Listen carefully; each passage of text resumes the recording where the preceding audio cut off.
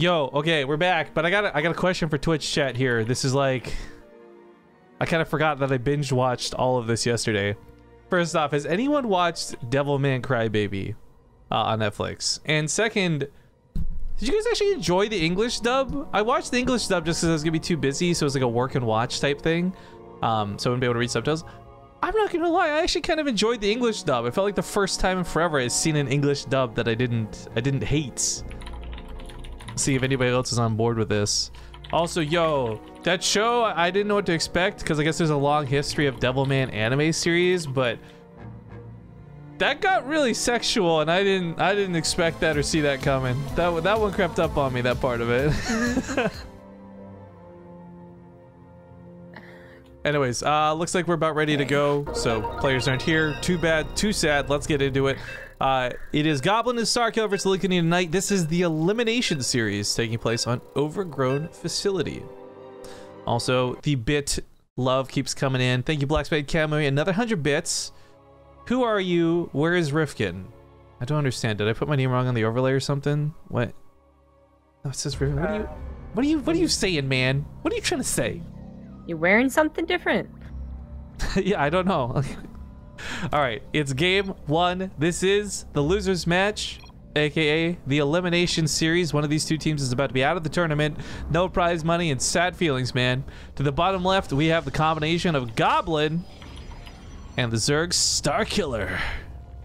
Oh my god, there's actually so many observers now too. In the top right, that's the green Terran. He is Lillekanin, and the blue Zerg Night. Now this is really interesting because both of our Zerg players are, at least from what I understand, North American players coming crossed over to play here on Europe, whereas Goblin and Lillekanin are the residential European pros. As I said, we don't know much about Knight, but apparently he is like a Grandmaster player in North America. To what degree does that mean? Sometimes GM really doesn't mean jack squat, but supposedly he's Grandmaster North American player, and that's the teammate here of Lillekanin. So yeah. NA Zerg versus NA Zerg, aka this is basically a 1v1, am I right?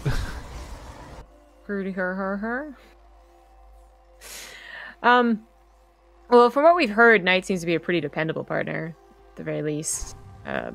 Even though they do find themselves in the losers bracket, losers group, whatever it's called. I like this combination, by the way. I think this could be a lot better. Like I think Lillekanin and Knight and Starkiller Goblin are much closer to even skill level across all four players than when you've got like Damaga and Nurchio and all those guys. So I think the winners match for this is going to be super excellent. I think this losers match is going to be super excellent just because both teams are a little bit closer. Okay. At least an individual skill, if nothing else. But another 100 bits coming from Carefree Rogue, aka the sponsor a la the event. Great casting so far. This audience is also top notch. Thanks for enjoying, everyone. If you want more 2v2, please ask BaseTradeTV for more. Yeah, that's the hardest thing about content creation, guys. This applies to anybody. It doesn't matter whether it's somebody big like Lyric or us or someone even smaller. Like, we never know for certain what the audience wants, so we just try and put on a good show and hope you guys enjoy it. And that seems to be the case a lot of the time. But honestly, whether it's 2v2 content, whether it's 1v1, Korean stuff, live events, offline events, like, the more you let us know the type of stuff you want to see, the more we can cater towards what you guys get to watch. It's hard, man. It's really difficult. It is helpful. So, Goblin and Starkiller really didn't get to show a lot of their tactics. They were sent out the best of three fairly quickly. And so we haven't seen much of Protoss, to be honest. A lot of TVZs, Terrans and Zergs. So he's going for the Stargate again. Very protective with the shield battery here. It's Overgrown Facility. It seems to be one of the more popular first map picks. Despite what is... I actually thought the... Oh, I can't remember the map right now. But I thought one of the other maps is actually a bit safer, but this one seems to be really well chosen. So this is that double-edged sword, what Goblin's doing right now. Between the shield battery and the big wall off, like, he guarantees that he gets to play super defensive. And if they attack him, then he's set. But unfortunately, if they choose to attack his ally, what does he really have but a couple of banelings? And, you know, Goblin can't leave the base. It's almost like a selfish way to play, but at the same time, like, if it is attacks focused on him, then this is great. This is smart. This is excellent. Right. But it is selfish, yeah. Like, he can't really help his partner unless he gets something from the Stargate. And last time they didn't really help out as much as it thought that he would, but this attack from Night and Lillekanin isn't so dangerous. Now that Starkiller has these banelings, that's really, really helpful because even if they can't reach the Hellions, hopefully Lings it surrounds. Oracle can start popping some offensive banelings too. Not that Knight has any. Yeah, getting the Hellions here is going to be really good too if you can pull it off. But so far he actually holds the energy and he's just kind of scaring them back.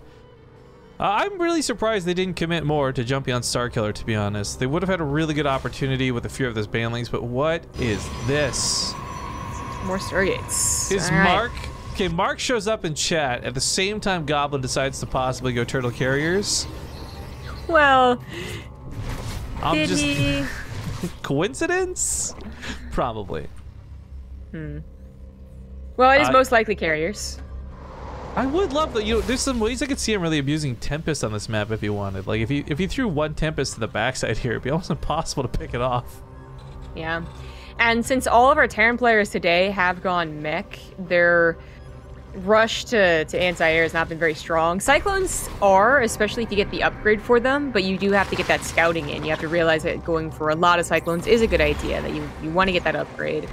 But even with as many Cyclones as possible, carriers, once they get to count of like 6, you're just not going to beat them. You need like Widow Mines helping out, or Vikings focus firing, or actually Liberators do a kick into the Interceptors, but the point is something else.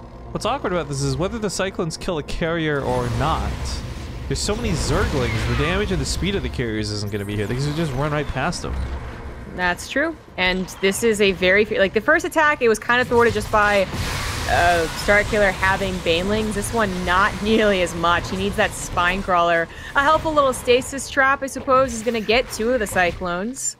That is helpful. It's cute here, potentially, but with the Banelings leading the charge and that Cyclone taking out the Spine Crawler, those carriers are still only halfway done. Goblin is just going to, like, lose out on a partner. Yeah, unfortunately, if Starkiller had more Banelings, I actually see a potential hold, you know? If he had 6 in the back ready to go, and it's only Cyclones left over, I mean, he would take a lot of damage, but I think he could stop the snowball. Not like it is right now. These Lings would actually do the job themselves. The Cyclones can go and maybe see what Goblin's up to. The worst thing about attacking into Goblin is probably going to be positioning. I don't think they're going to be able to quite kill the guy, but if they ever break his front, that'll be good. Even without the upgrades, there might be enough Cyclones to contest one of the carriers at least. Oh, but he uses lock onto the Oracle, so that's actually not available. Yeah, not such a long cooldown, but awkward. Even then, it's just like you can't save. There's so many Zerglings running by this. He's got to start considering going home, protect his own base. Where do those Cyclones go? Like, this is some really difficult decision making for Goblin right now. Yeah, Cyclones are charging in. This is where you really need to use, right, the pathing here. Hopefully get out of the range, but a scan goes down to try and ensure at least a kill. Doesn't quite grab it, but that's a warning. That's saying you can't take me on with that many carriers. Yeah, ban his ship on this one too because he doesn't have grab on a catapult. It's actually still finishing, so he can't even launch the interceptors correctly. It's so dangerous to go for something that is late game in 2v2. It's already dangerous enough in 1v1, but in 2v2, it's almost a guarantee they're going to attack together at certain points. And while in one game we had a Spire be like dangerous but good enough, Spire is so much faster than carriers. I mean, well, that's not really comparable. I think this is totally doable if your ally's harassing and distracting so that, you know, they're not killing the base like this. But that's not happening. Starkiller tried to play a Turtle Zerg, which I don't know anyone who can. Leading into Goblin, just kind of getting away with a couple carriers. Yeah, that lock-on's pretty good, but not good enough. Starts falling back from this. Yeah. Knight is going to be helping out the Cyclones, the Cyclones with a Spire. It's about halfway done. He just takes a handful of Corruptors to help. You know, he could treat Starkiller like an expansion at this point. Throw Starkiller a couple $100 just to get his economy going, and then Starkiller could just funnel money to Goblin. And then maybe, just maybe, carriers could like 1v2 or something. But as much as I like to complain about the balance of them, I don't think they can. Once Corruptors are out, I think that'll seal the deal. If Starkiller had 30 drones left over, I'd be absolutely on board, but I think at this point, just treat him as expansions for you to take, devour his body, and live for the future. So, the only upside I would say this, though, is that by using him like that, you actually don't have to waste supply on probes unless you could build more carriers. That's a problem for later, though. Much later. That's true. Right now, not an issue, but thank you. Who'd bitch now? 9 months. Thanks for keeping all the awesome content coming. Thanks for watching it, man. I really don't recognize that name. Apparently it's been 9 months. I feel like that was some of the names we see on the channel. I'm like, what the fuck? Anyways, yeah, here comes the Corruptors. If there's Void Rays and things that complement this, then the Corruptors aren't so scary. But when it's just pure carrier, Corruptors are actually not very bad. Add in the Cyclones, which have their little headlight upgrades now. These are like Christmas lights now, dude. Yeah. They find the carriers, I mean, these aren't even charge locks, so I would say they're protecting them. This is the problem when you get to 6 or plus carriers with Cyclones, is that their lock-ons are amazing. They do have... For one. Exactly, for one. And then while you're resting and eventually kill another one, they're killing so many of your own Cyclones. But that's where the Corruptors can come in. That's where, you know, eventually he does get Widow Mines or Vikings or... Hell, even upgrades are really great against Interceptors, since it's unlikely Goblin will get any upgrade of his own. I'm just saying, like, you can't be real. He's got to recall out of here. Yeah, the Corruptors would be too much. Takes out one of the carriers, almost has enough to one-shot another. Mothership coming out too, great, but she's not out yet. Only about 70% done. Caustic Spear, the Nexus building her. Oh no! That's gonna kill it. That is gonna kill it. Oh my god, that with Cyclones too. That went down so quickly. Jesus. Yep, carriers are just being kept in the natural. It looks like. Well, he kind of gives up the third, and that is the best move possible. If Lillekanin, like, I feel like Lillekanin could potentially screw up their lead. I don't want to say throw the game, but screw up their lead by continuing to go for Cyclones. I still think the Corruptors will do the job. Yeah, actually, at this point, I'm just like, go mass Widow Mines or something. But perhaps he's thinking about the ground army and less about the air army, because the Corruptors will take care of the air army, as we see. Carriers just fall. Shield battery doesn't even have time to help out. It's a 2-shot situation. That's going to be game. GG. Well, first game in the elimination series goes to Lillekanin Night, but it's still a best of 3, so a couple of chances left here for Goblin and Starkiller. I love this. Sorry, I started giggling at this at the end. 36 months coming from Ilta77. He says, new sub, who dis? I like it. Higgins also for 32 months right after him. Yay, me! Ah! Actually, I kind of want to do that with Nate's new emotes, like new emote code, who dis? Just like type in Sir7 and Sir Kappa and all that. That'd be quite a chuckle maker. Okay, it's gonna take a while. Yeah, yeah, Zombie Garb is invite. Yeah. Yo, this is kind of interesting though. Zombie Garb is so efficient and good, and I'm complimenting her, no sarcasm, at doing lobby stuff. Apparently, the only way to slow her down is by adding in like 6 extra people you have to invite to the lobby. Wouldn't that make sense? It's like, I don't know, I feel like it shouldn't be a problem, but at the same time, I totally understand how it is. It's like real idea. Everyone's like, get your asses in the lobby. You got to join yourselves. If you don't, too late, too bad, too sad, so sad. Well, I would love only inviting 1 per team here, because just having their allies train off them. Yeah, but they either don't recall, don't think they have to, or aren't actually friends. I don't know. Not in a party either. Whatever, but it's like tapped out. Texas is gone. Says, is that a Twitch blender bottle? No, this is a Twitch shaker bottle thing. I don't know. Maybe it's the same as a blender bottle. I don't know. We got these at TwitchCon. It was pretty cool, actually. Came in a fanny pack. I am so mad I gave my fanny pack to stupid rich guy. I want a fanny pack bag. Sorry. By the way, I love that it went from, at the start of the cast today, it was actually monsoon rainy outside. I'm just gonna show you guys real quick before we go in game. Now it's super bright and sunny. Like, and I'm going to bet you, I will bet somebody real money by the time the cast is done, it's raining again. God, I love British Columbia. Ew.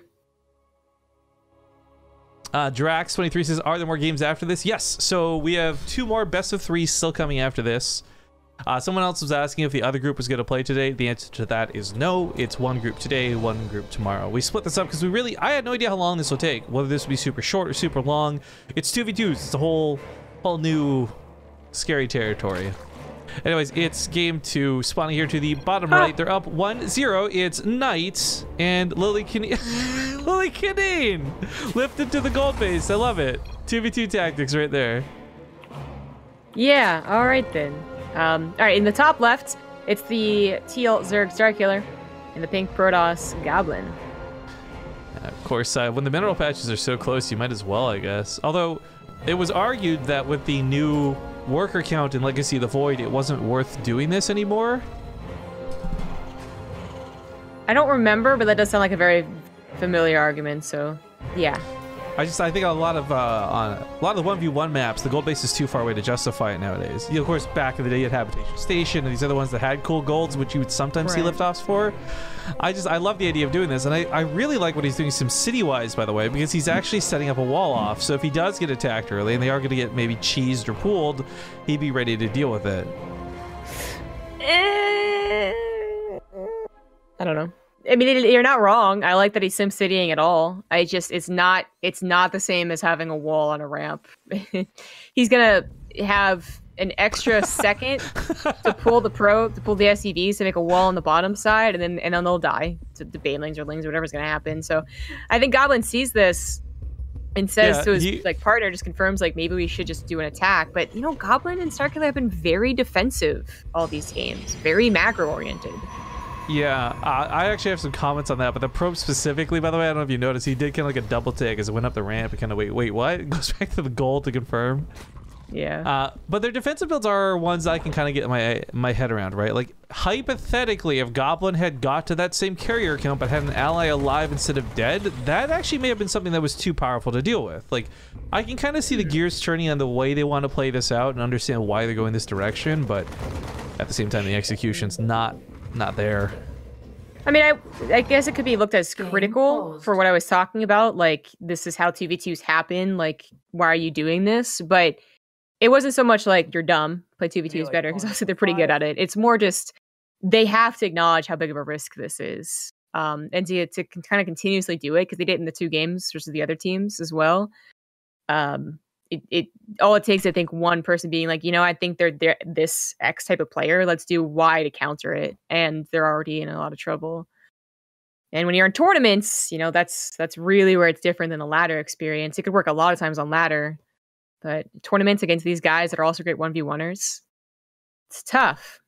Yeah, well, that's again the strange tactic part of this, right? Like, 1v1, you would never go for a wall off like this, and maybe you shouldn't on TV. It's a really wide ramp, but there's elements at play here where you really are protecting each other. You're not playing for yourself. But here we go with the unpause. Yeah, I would say of all the features, I do wish they put that recover replay countdown for the pause.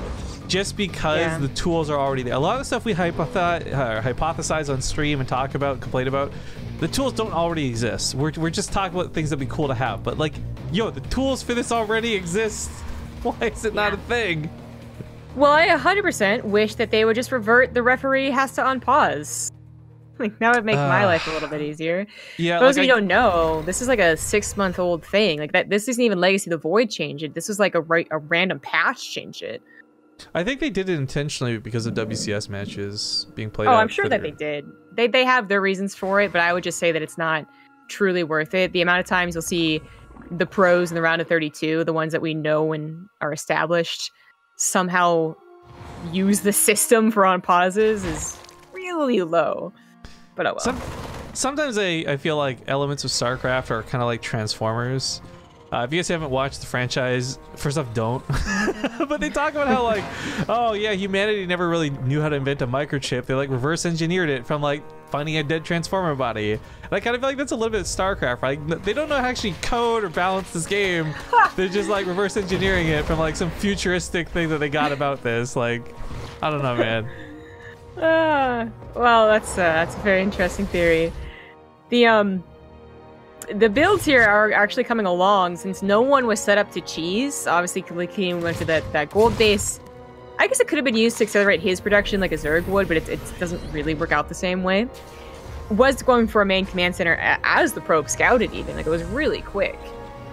Main as in natural, as in his natural. Point is a second CC. So we have a macro game, which feels like one of the first ones we've had. No one's sending lings right now, or cyclones, or hellions.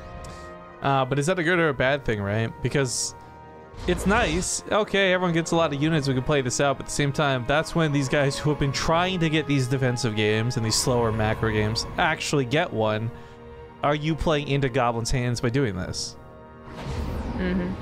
Well, I would say yes if he was going for Stargates, but it's funny because maybe doesn't. I know it's Robo and Blink and like not Stargates. All right, well, we got a double drop coming out of Lillekanin, and God, he's playing Bio. There's all kinds of weird stuff that I can't understand happening in this game because for the history of Lillekanin, of course, has been a mech player.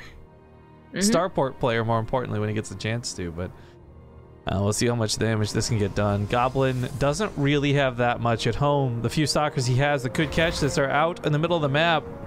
Yeah, he went for Blink so fast, he doesn't have an observer already across the field. So these gateways also aren't done. Maybe a supply block here? No, not quite. Well, but still killing 3 gateways with a production with a single pylon would be good. A couple roaches up here, but they're stuck. They're choked in. Oh, how's that happening? How? What? I don't know, but he's attacking the pylon saying screw it. Yeah, he should. I think it's just 2 roaches were out of position and it blocked the rest of them. It shouldn't have at all, but anyways, this does get cleaned up. It could have done a lot more, but 14 probes is pretty good. Yeah, if it was only 2 pylons, then I would say that was a surprisingly huge waste, but it was also the probes. Now, Lillekanin already had his hand tipped about the bio because the probe scouted, or whatever it was, scouted the pylon, or the stim, there you go. Is now playing bio versus ever-growing Protoss Blink Stalker count, which, you know, 1v1. What is this deep? This isn't a wall. What's this depot placement? Why even bother putting that there? I guess it creates a choke, so it's actually not the craziest thing, but nice. This is the best reason for having a partner. Yeah, Overseer to get the observers. Yeah, no scan wasted. Yeah, it feels good, man. Colossus coming out is going to be really nice. The biggest problem with Colossus for a Protoss army is when you get 2 or 3 of them, you usually have a very small army to support it. In this instance, he should have, a big, thick wall of roaches in front of that Colossus. Well, they both have big, thick walls of roaches. Yeah, what's better for it, tanks or Colossus? And I guess we're gonna find out. Micro will probably be like as long as you're like falling back and the tanks don't actually get to be used while sieged, then this is way better for the Protoss. But if you fight in the range of those tanks while they're sieged up, you're gonna have a bad time. Yeah. I'm not sure if Lillekanin Night can really stay on this side of the map safely, but if they could contain their opponents off of 4th, no, 3rd and 4th respectively. Yeah, just set up and contain the bottom of the ramp. You could also use the siege tanks to pressure the mineral line too. Yep. That's exactly what they're doing. It's not like the tiniest choke ever. Like, I think there's a point in time where Goblin and Starkiller would have a good army and Lillekanin Night would be overstaying their welcome, but they are not there yet, or they don't think they are. So this base is going to be denied mining, probably going to be killed. Ravagers are forming up. They're ready to take a fight. Yeah, it's a shame this didn't go towards lurkers or a hive for blinding clouds. Either would have made this so easy to deal with, but stalkers blinking over aren't going to be saving anybody trouble. We do have Starkiller go for a Nidus Worm, so either they don't believe they can ever push out of this, and it is getting more and more difficult as the other team gets maxed out, or he just is like, this got to be an opening somewhere. They don't even have vision on the other side of the map to use a Nidus Worm, by the way. Oh, awkward. I mean, sure, you could eventually send something, but the observers were all picked off. The overlords have been killed. They are slow overlords too, so I don't know what he plans to do with the Nidus at all, but right now it's getting a little bit desperate. Maybe get behind the army. Yeah, load on top of the tanks. I mean, that's not too bad of an idea, but the tanks are not firing the fight. This is what I was talking about. The Colossus and the Micro could go way better for this top team if they can keep this up. But Lillekanin and Knight are not playing too greedy. There we go. Knight is from coming down. Finally get some vision for it. But I was going to say, he's taking an expansion. They're not just going to focus and tunnel in on this one position. And Knight's the one who's going for lurkers. Ooh. So the tank count wasn't very scary, but Liberators make it a lot scarier. Nidus Worm is revealed. That is going to get a lot of damage reduction. As long as he doesn't send too much, though. I mean, you could try and force out a base trade, maybe, but you've just taken away the wall of defense here for the Colossus. But, oh, both players are withdrawing to respond to this. I guess this not being one. Great. Yeah, it is great. It's fantastic. Now, they still kept their opponents off extra bases, which is notable, but fall back to the Nidus with the Hydras at least. so long to return here that all the production of Lillekanin was killed. Oh, I don't know about this from starkiller. Like, okay, so he kills all the production, but he also gives away his entire army for it. I feel like getting the production and falling back to the Nidus room probably would have been the best way to play this out, because he's trying to 2v1. There's no reason to try and 2v1. Well, there's just no reason to stick around after you kill the production in general. Like, yeah. I guess he was told perhaps to buy more time because Goblin is moving out. Goblin wants to snipe more than he wants to have to take on an army. Oh shit! This starts turning around for that top team. Yes, but not yet. It's good moves, but as we see, the supplies are even.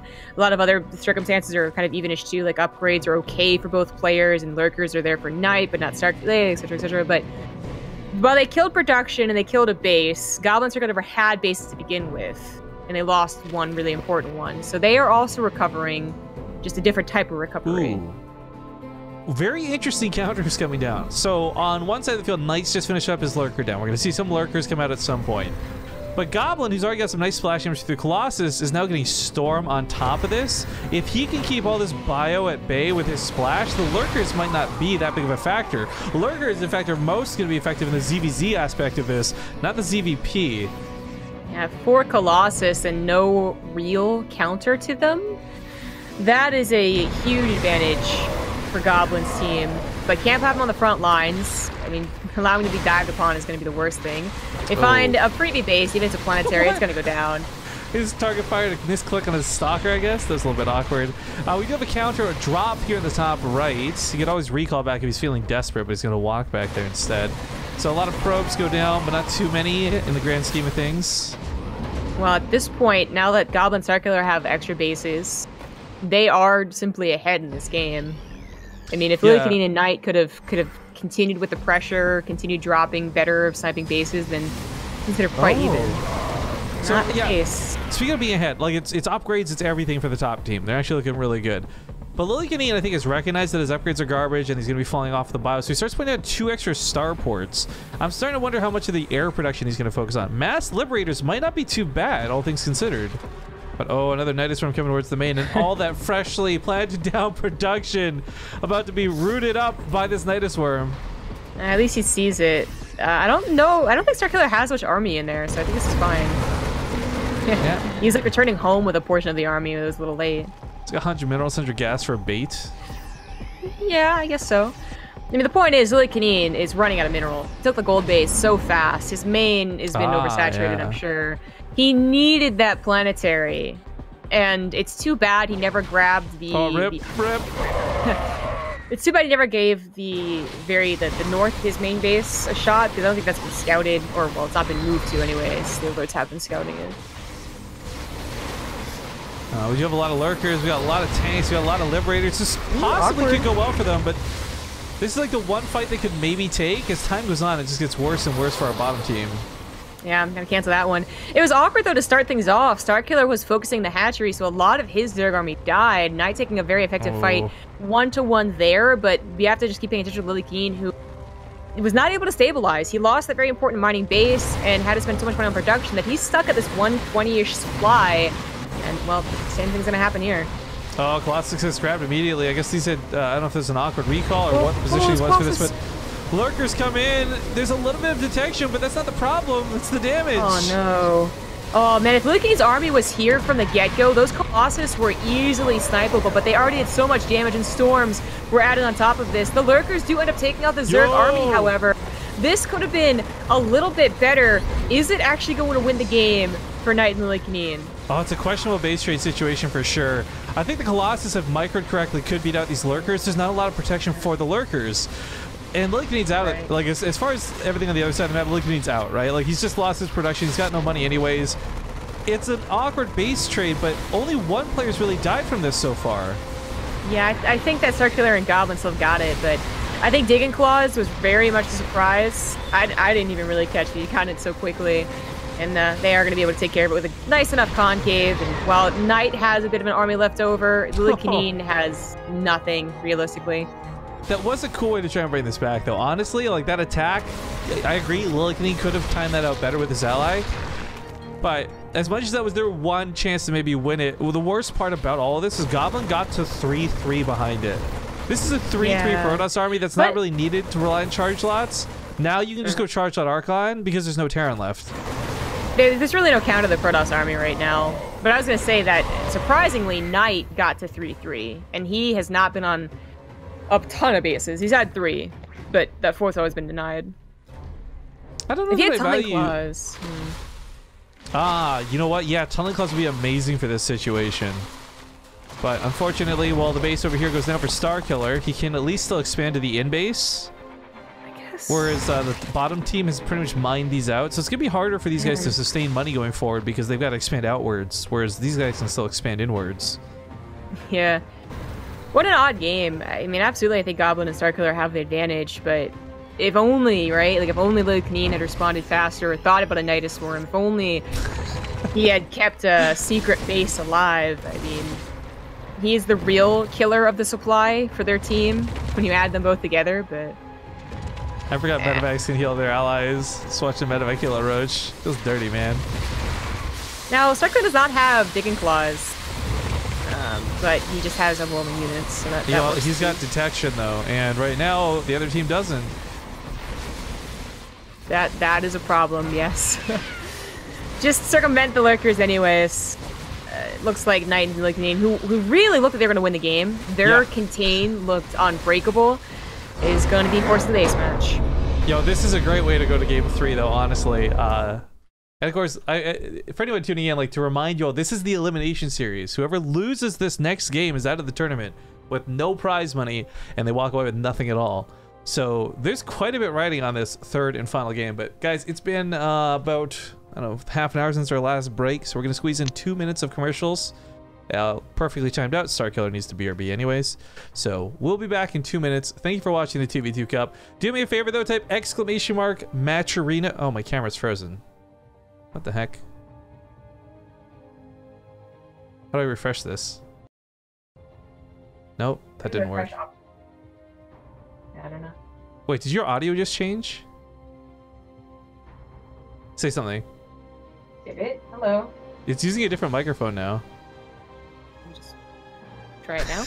What just happened? Did we just get hacked? My camera fucks up, your microphone's screwed? What's going on? I guess we'll restart the call. Yeah, we'll get all this stuff fixed, commercial break. But guys, check out ! Match Arena in chat. Please use the code TIPPY. Also check out the ! Giveaway command as well. TLDR with Luckbox. If we get these guys enough followers on Twitter and social media and all that stuff, Telegram, they're going to give us more prize money for cool things. But anyways, we'll be back in a few minutes while we try and fix our problems. See you guys soon.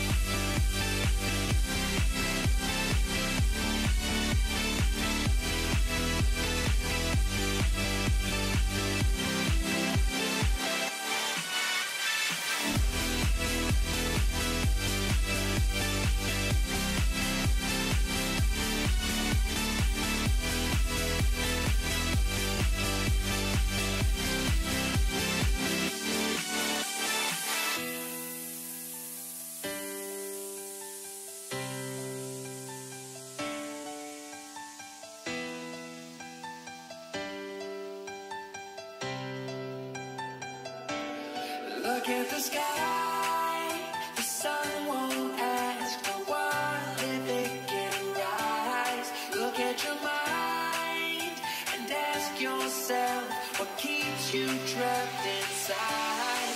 Look at the lights that follow you when you run and hide. Look at the sky, the sun won't ask, the sun won't ask, the sun won't ask, the sun won't ask, the sun won't ask, the sun won't ask, the sun won't ask, the sun won't ask, the sun won't ask, the sun won't ask the world if it's been right.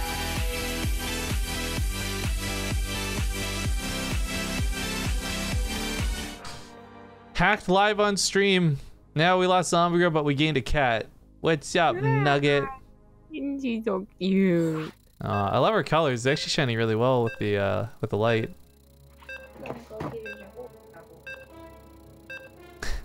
Anyways, yeah, I don't know what happened. I'm presuming it was somehow Discord related though, because my camera froze and completely broke. Zombie's mic was suddenly using the wrong microphone, and this all resolved when we restarted the call. So I'm left a little confused, but it's working, so we'll just roll with it. It's game number 3 though. Things are tied up 1-1. Final match between these two to decide who gets eliminated from the tournament. Here and now, to the top right, of course, we've got the teal Zerg player Starkiller and his ally Goblin. In the bottom position, as the Green Terran, he is Lillekanin. And the Red Zerg, Night. Alright, quick reminder too, the whole point of the tournament, guys, was just to have some fun 2v2 content. Brian loves supporting the channel. He's a good guy in that regard, but he does have a message for those tuning in. If you're enjoying that cutie patootie kitty cat on Zombie Girl's screen and you're like, I want to get a cat, consider adoption, consider rescuing a pet. Don't go to breeders, don't go get some fancy pants $7,000 cat. Seriously, save a life. They're pretty adorable. Yeah. All are good. Hey, nothing's going on. Quick peek at the cat again, guys. Anyways, this is the map that, of course, has all that dead space, a lot of error. If this is a game where Lillekanin wants to go mech, or excuse me, wants to go bio, or even just air, there's a lot of good ways you can actually use it on this map. The last map, to do drops, you're limited, right? You go to the edge of the map, you're just stuck there. Stalkers will shoot you. This map, you can get out of the base in about 100 different ways, and it's all ocean, baby. Yes. Yeah, I guess it would be an ocean if it flooded this entire city. Well, Lillekanin Night had such a fantastic start to the last game. I'm sure that there's some, like, thinking that it was taken away from them. It was, theirs to win, and it absolutely was. The Nidus Worm, had it been noticed, had it been thought about, it's very, very dangerous to rally as a race in that position. What kind of is a hard decision to make because of their lack of scouting? Like, they didn't have an observer, overseer, or anything like that. No scans. Look at the army. Had they recognized, like, oh, the Nidus Worm is here, but it's with the whole Zerg army, they could have base traded that. Lillekanin could have lifted his buildings. They could have gone 2v1 versus the Protoss, and they probably could have pushed through to win. But it's really tough to assess that situation without the appropriate scouting, without the vision to know and the knowledge of what's going on. So it's not like I fault them for it, but I do feel like that was an opportunity missed. Yeah. Yeah, but you know, Lillekanin Night, as well as their game started with that push and the contain, they did force it to a different type of game than what we've seen with Goblin and Starkiller before. I mean, Lillekanin Night won the first game really, really, I don't want to say easily, but really well, with their aggression. Next game, there's Lillekanin that kind of shows the hand, saying, okay, we'll play the macro game, we'll play it to the mid game, and well, that wasn't in itself what killed them. It was obviously what got them to the point of being Nidus Worm and backstab. So maybe bring it back to aggression. Maybe, you know, realizing that Goblin can't protect his partner, even if it is Flooded City with a single wall off.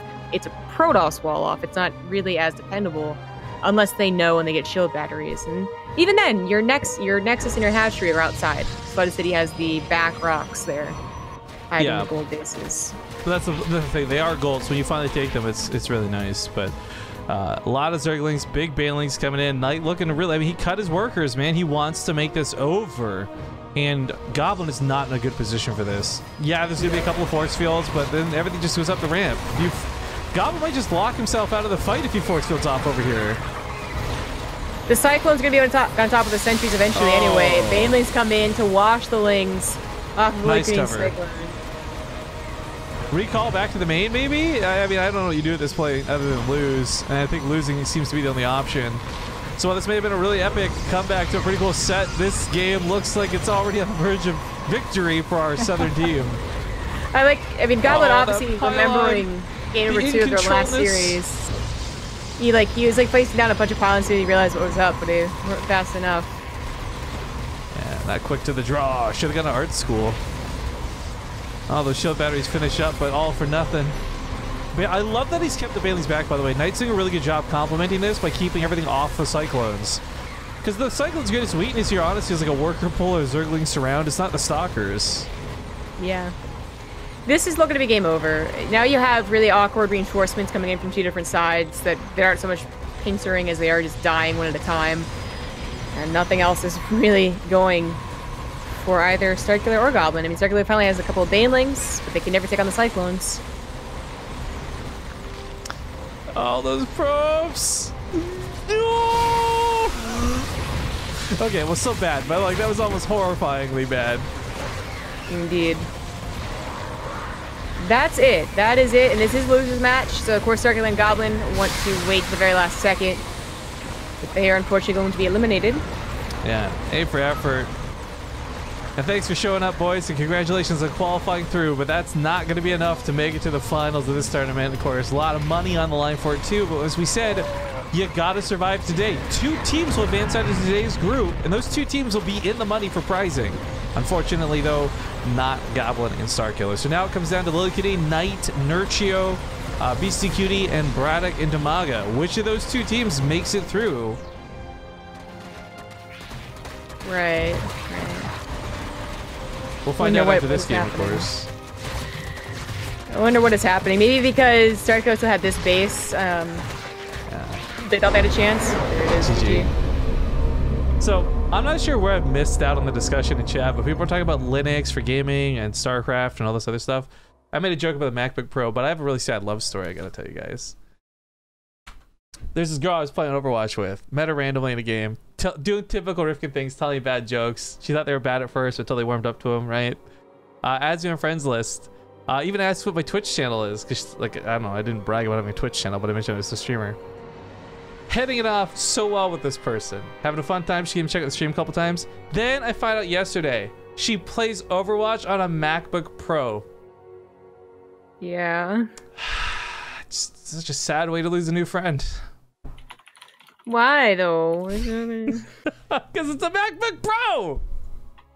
Probably uses the little fucking finger thing too. I don't know. I'm just give a shit. But hey, Prime Time, good to see you in chat, man.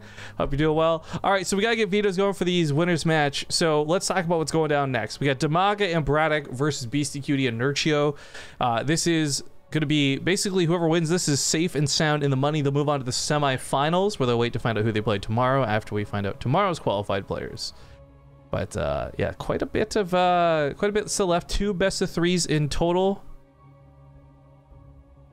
I played that BaseTradeTV sponsored tournament on my MacBook Pro, and you went carriers too. I'm gonna like, is this something I can do? Will this get me in trouble? Yeah. Where's display capture? Risky clicks, guys. Whoops, that's the wrong one. How do I display capture this? Display capture 2? Okay, here we go. Where's Mark? No, I don't care that you just subbed. Get the fuck. Oh, that's a lot of stuff. Everyone check his bookmarks. You cannot ban staff, Mark! Oh, you cannot ban a staff member! Today I learned! Son of a bitch! Mark, pretend you didn't see that. I love you, man. Thanks for the resub. Carriers have arrived. All right, we're going to go to another commercial break. I know we just had commercials, guys. But we got to give them a few minutes to do their vetoes. And we'll be back in, well, as soon as we can. So 2 minutes. See you soon.